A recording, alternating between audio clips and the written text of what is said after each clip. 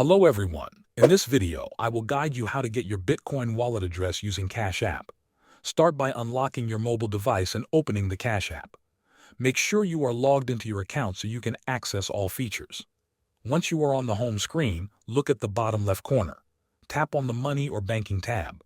This is where you manage your balance and financial tools inside the app. After that, find and select the Bitcoin tile. This will take you to the Bitcoin section of Cash App, where you can view your Bitcoin balance and related options.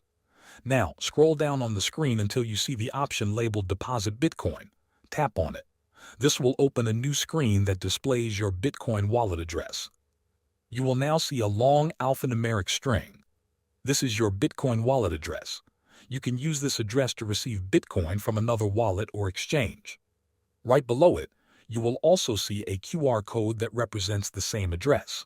If you want to copy the address, tap the Copy button. This will allow you to paste it wherever needed. You can also choose to share the QR code directly if someone is sending you Bitcoin using their phone. Thanks for watching.